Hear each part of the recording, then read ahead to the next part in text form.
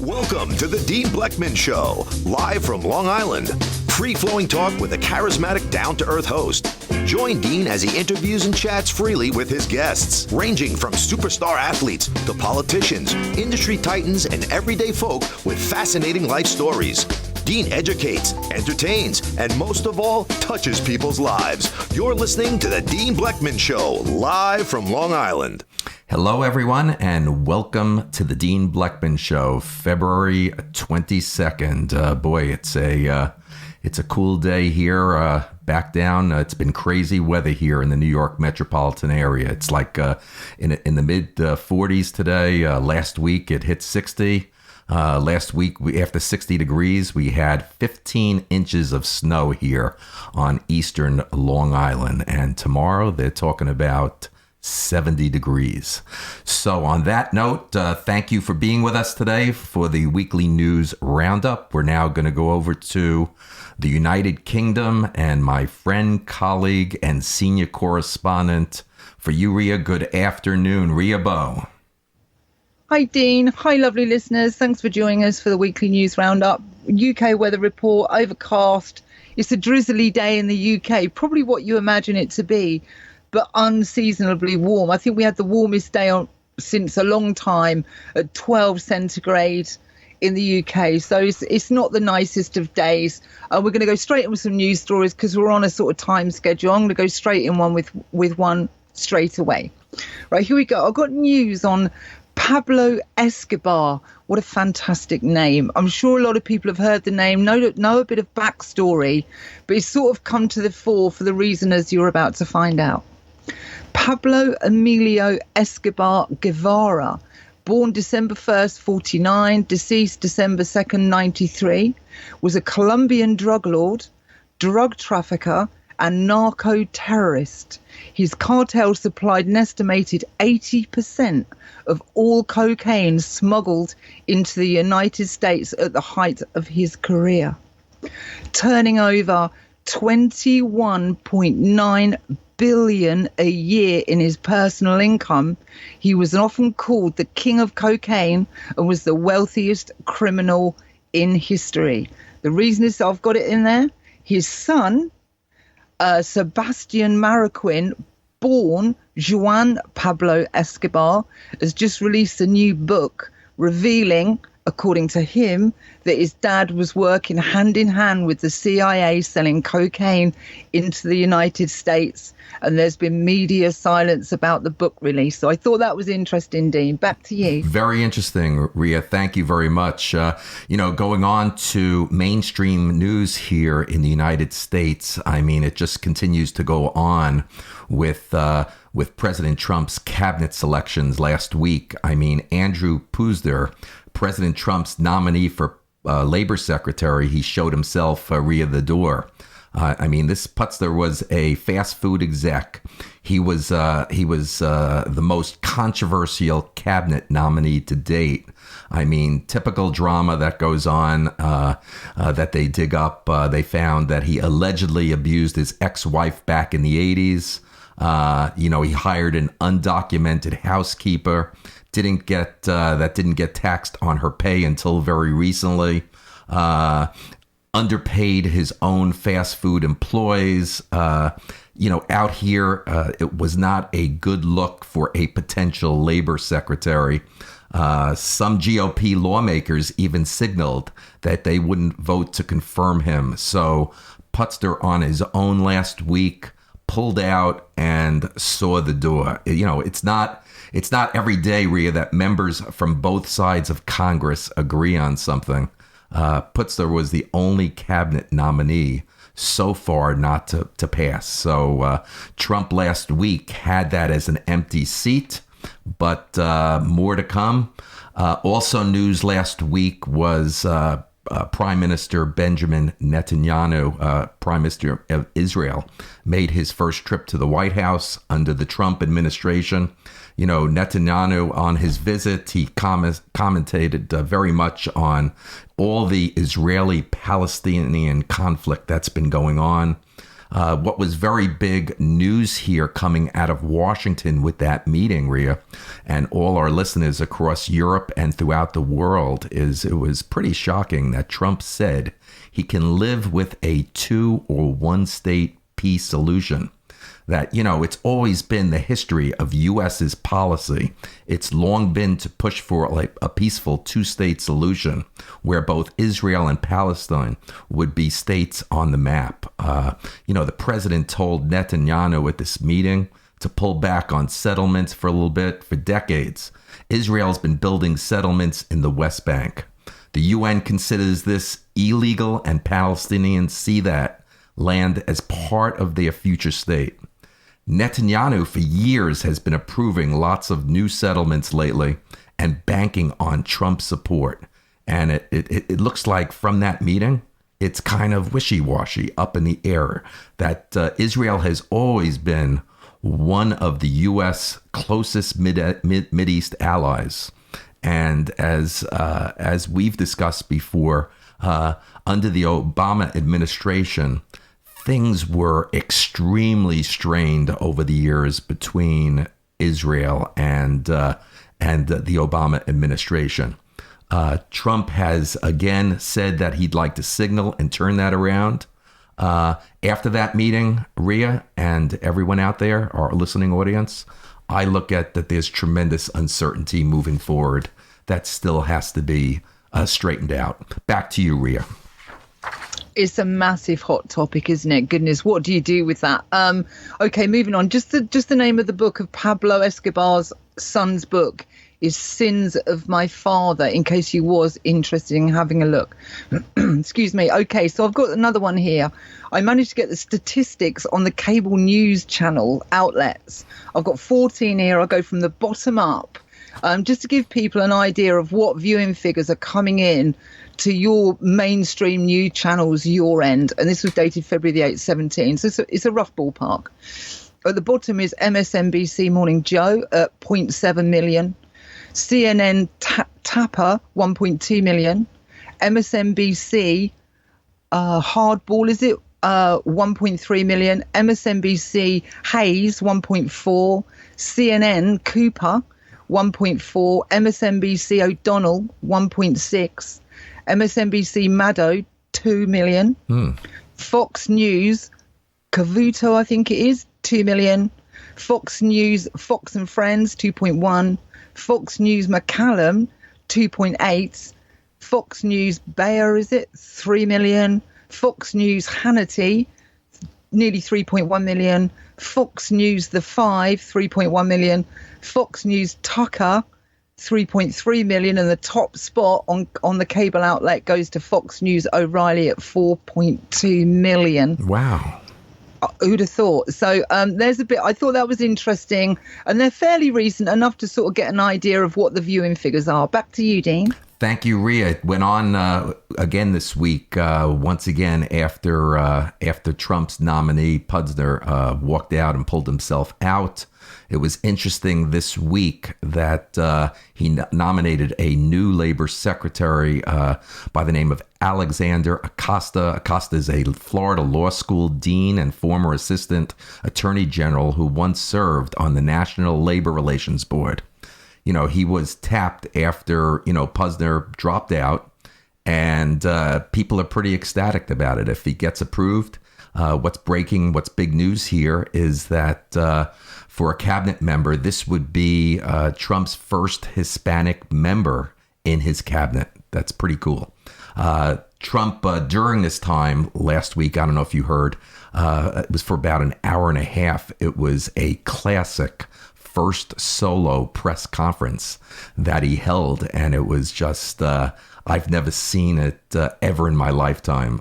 It was quite dramatic and entertaining, and once again, novel Trump. I mean, people have to finally realize, Rhea, and everyone over in Europe and around the world, that this business person and real estate developer that's now our president, very cavalier, very unorthodox, and he's a guy that right out of New York, and he's going to do it his way. So this first conference that he held for about an hour and a half with the mainstream media was just unprecedented. It was something that I think everyone here in America just never witnessed or seen ever in these modern times.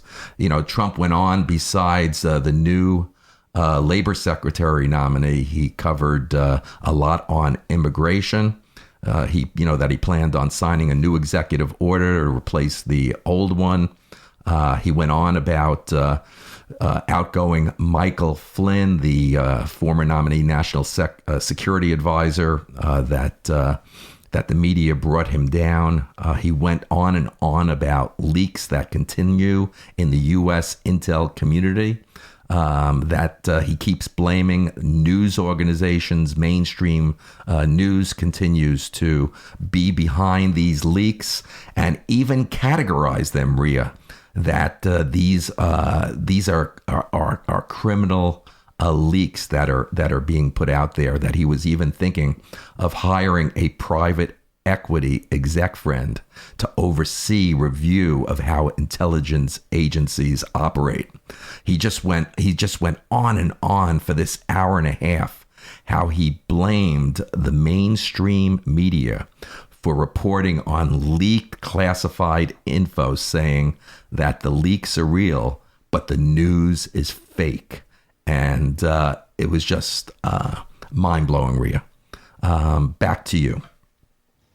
Okay, yeah. I mean, it's all over the world. Every twist and turn, they're out for him, aren't they? So, and goodness knows, sometimes he deserves it, sometimes he doesn't. But they're not going to let him make. He's got a row with the establishment, and that's probably not an easy. Rhea, if I could just make one more comment, I mean, I want everybody to understand that this fight with the media, if people in Europe and around the world are not really seeing it and hearing it, I mean. Trump supporters say, once again, that no matter what, he's doing a great job and are really happy to see this guy from New York in a fighting mood, especially against what everyone views here, his supporters, as biased media. And, those that are against him, his critics, see him as a thin-skinned commander-in-chief who's looking to put the blame for recent setbacks over these last 30 plus days on everyone but himself. So it's going to be interesting what continues. Back over to you, Rhea. Yeah, I think it is interesting. I think in a business environment, you can kind of duck stuff. In what he's doing now, you can't do that so easily. So he's got a tough road ahead, as I'm sure everybody aware. Right, a quick one on, as you brought up the biased media, or in some people's views, news about Jeff Bezos, owner and CEO of Amazon, and the Washington Post. And while we're there, Washington Post is valued at about $250 million. A couple of years ago, this report came out. The U.S. intelligence community, all 17, get the equivalent of an adrenaline shot to the chest with a $6 million computing deal with Jeff Bezos. Wow, amazing. That's a few years ago. But it's what it is that's to enable all the intelligence services to allegedly work together. And so when reports are coming out in the Washington Post, they're being disregarded because it's in the pocket of the intelligence services. And that's been doing the rounds a bit as well. I'll move on quickly to a quick one from China. The largest pandemic in 100 years threatens China as bird flu spreads. So it started to break out just before Christmas. There was 72 reported dead in January, and 192 so far in February. So it's escalating at quite a rapid amount of knots. The CDC version in China says this is really bad news. I don't know how they got to pandemic. An epidemic, yes, but it has to cross more than one continent to be a pandemic. But they're calling it a pandemic. And a quick one from France. Paris has got it bad. The suburbs of Paris on the outskirts, there's riots with refugees, or whatever you want to call them, people coming into the country, going off all over the place, terrible scenes. And because of this is kind of starting to push forward, is putting weight behind the National Party, Le Pen, in France. Back to you, Gene. Thank you, Ria. Terrific. Still back here this week. Trump got rave reviews on his new national security advisor, Lieutenant General H.R. McMaster. He's active duty in the Army and has been serving for decades, including tours in Iraq. Back in the 90s, he led one of the biggest tank battles of the Gulf War. He's getting rave reviews, Ria. He's a very big deal, and people from both sides are very happy with Trump's selection of Lieutenant General H.R. McMaster. It was interesting also this week, earlier this past weekend, the Russian UN ambassador, Vitaly Churkin, passed away. And it's amazing. He was the longest serving member of the UN Security Council. I mean, there's coming out of the mainstream media right now after his passing is that Russian officials have reported putting together an unusual report on Trump's psychological state. That there's word coming out of mainstream media that Russian President Putin is planning to use this report of Trump's psychological state in preparation for when they meet for the first time. That's pretty interesting. But once again, Trump continues to throughout the week tweet, fight with the media. That the media is the enemy of the American people. It was amazing that the longstanding military senator, John McCain, out of Arizona, Senator McCain, actually was quoted in mainstream media that Trump's tweeting and all his talk this week, he came out with a statement that this is how dictators get started.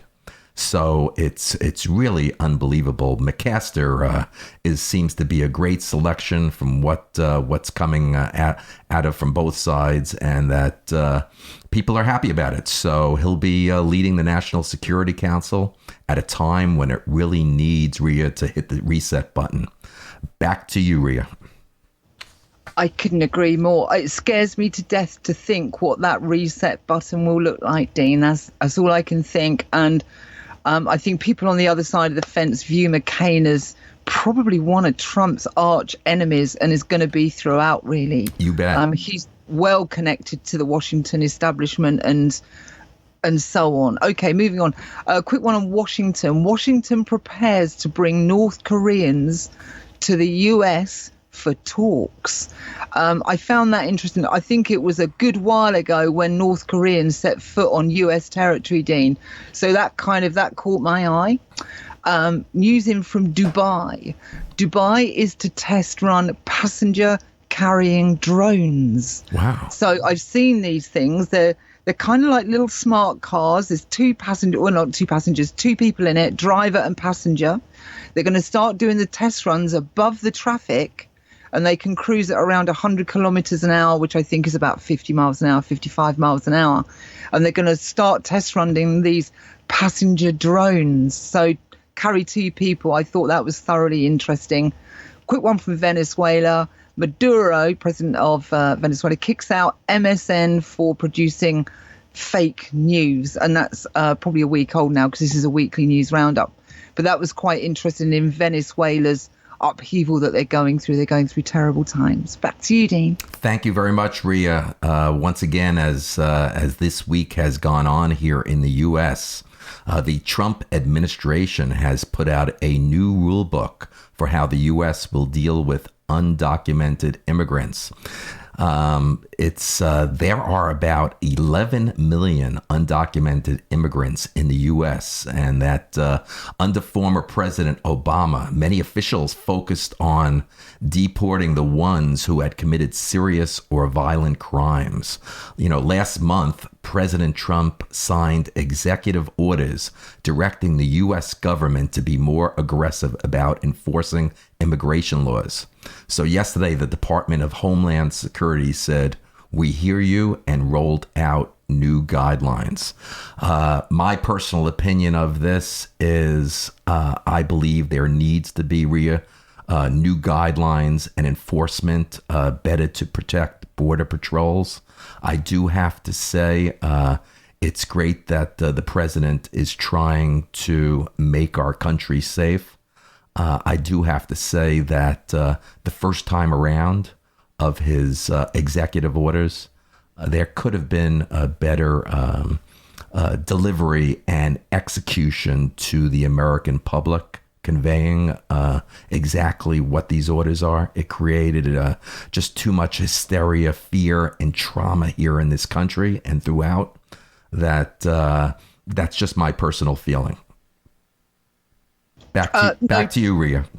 No problem. And to chuck a bit in on the fire with that, I think if we're doing opinions, a month in, I think he's doing his best, but he's looking a bit like a novice, which is rather a concern, and always was a concern of mine, really, before he got in. I guess all in all, they voted in the message more than the man. I don't know. But I've seen some novice-y stuff going on there, Dean. Right, news from the UK.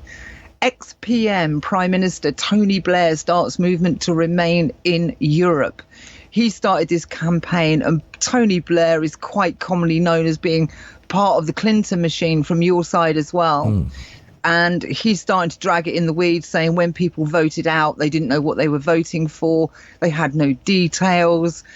And they're using these kind of excuses not to leave Europe. So the Brexit debate goes on, like you, sort of 50-50 split somewhere down there, but on a countdown from today, and it's the 22nd today, it was said by the British PM Theresa May that we will leave by the end of this month. So we've got about 8 days to go.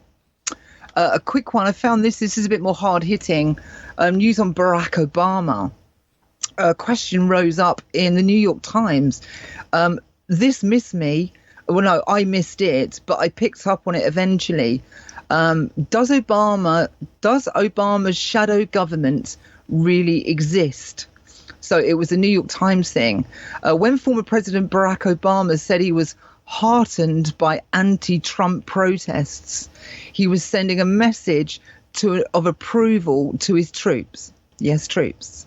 Obama has an army of around 30,000 agitators who will fight his Republican successor at every twist and turn of his presidency.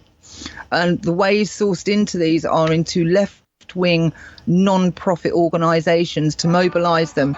So that's it. Back to you, Dean. Thank you, Ria. It just my last topic here on the news this week. Anti-Semitism seems to be just a hot topic here in Washington. President Trump said the rise in anti-Semitism across the United States is just horrible and extremely painful, and that in the last year, anti-Semitic incidents in the U.S. have gone way up. That the last month, Jewish community centers have received multiple bomb threats. Last week alone, Trump was asked twice what he planned to do about it by Jewish members. He didn't really give, he was very vague, didn't really give a clear answer. And then over the weekend, a Jewish cemetery in Missouri was vandalized, and in recent days, Jewish community centers have received even more bomb threats. I know here, even on Long Island, there's tremendous anti-Semitism and threats all over the island. So yesterday, Trump finally spoke out, saying all this is a very sad reminder of all the work that still must be done to root out hate. And once again, I just want to comment that it's just amazing out of the mainstream media how they're it just continues, how they're trying to really press this issue. It's just a hot button right now that the mainstream media just continues to go after Trump on the issue. Is he anti-Semitic or not? It's just unbelievable what's going on here, Ria. So back to you. Yeah, I think there's people exploiting emotional situations and ramping it up. And honestly, when you look around the world, it doesn't look as though it's getting any better. It's just going the wrong way at 1,000,000 miles an hour, which is a very scary thing. I'd like to just voice a little bit more of my opinion that I don't condone a lot of things over the past year, the behavior and how he articulates himself, our president. But I don't condone that. But I truly, from what I know of him, and I have been around him before a couple of years ago on a business venture, had an opportunity to meet him, and I do not see any anti-Semitic behavior in him at all. That's fair enough, Dean. I mean, like I said, the establishment's out to get him. He slips, and the world's going to know about it, and that's a tough gig, I think. You know, we all make mistakes, and if you're not someone, I think most people who are a bit more rounded, let's say, would have a good standpoint and saying, hey, you know, I don't maybe agree with it, but let's give the guy a chance, and that's what is not going to happen. The establishment with the power, no way. It certainly doesn't look like it a month in anyway. Any slip, and that is going to be across every headline in the world, and I think that's a really tough thing. Okay, on to news about edible drones. A British logistics expert and entrepreneur has developed an edible drone that can deliver food relief in the immediate aftermath of a major disaster. The Pouncer drone is made of an edible starch-based thermoplastic. Its creator says just one aircraft could deliver enough food to feed 80 people a day. So they just fly them in. I've seen a picture. It's an amazing looking thing. Okay, next one. Talk below the surface. On the Autobots that record what people search, the phrase "who are the deep states" is getting typed in more and more and more as people are becoming more interested in what the deep state is. So we plan to do a show a bit further down the line just to explain to those who maybe aren't quite sure who the deep state are. So that's one that's en route. The next one is some news on global arms sales. New global statistics just out, and the arms sales are at their highest since the Cold War. So whoever's selling arms, they're doing okay. The receiving end, maybe not so good. A few numbers on the financials, just Bitcoin this week, and the numbers are on the week, it is 10.2% up. And on the month so far, it's 21.4% up. So Bitcoin is still on a charge, Dean. Back to you. Thank you, Ria.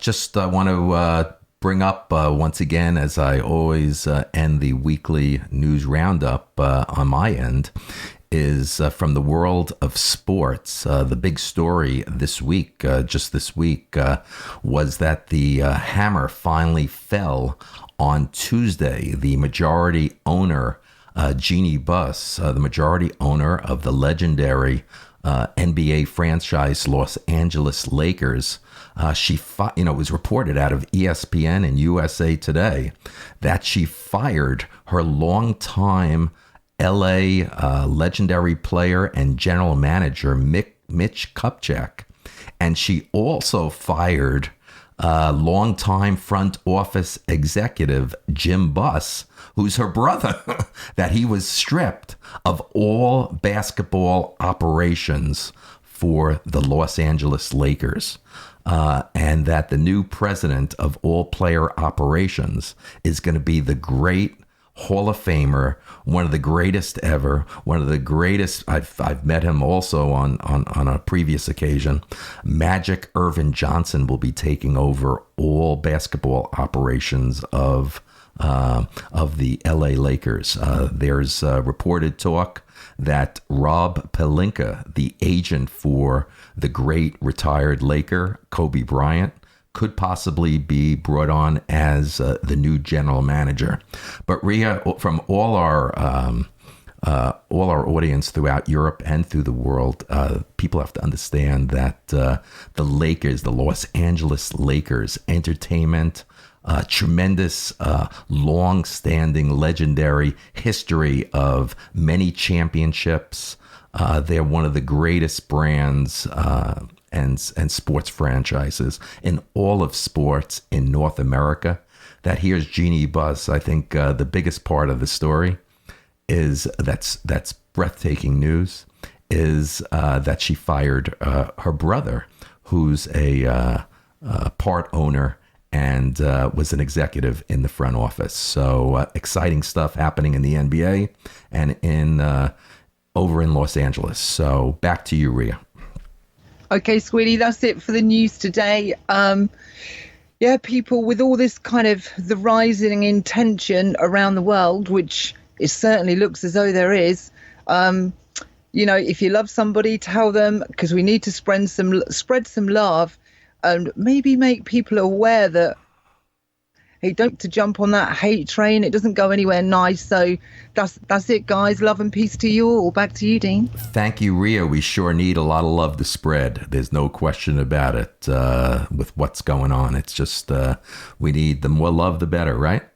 So sorry, absolutely. I mean, to tell people that you love, you just can't go wrong with it, can you, Dean? Nope. So listen, I want to thank you very much for a great show today. And I want to thank all our listeners for being with us. And once again, from all of us at the Dean Blechman Show, have a great day. You've been listening to the Dean Blechman Show, live from Long Island, New York. From all of us here, we'd like to thank you for tuning in. We look forward to hearing your comments via Facebook, Twitter, Skype, and email. And don't forget, you can visit the webpage anytime for the up-and-coming guest list. From all of us here, have a good evening.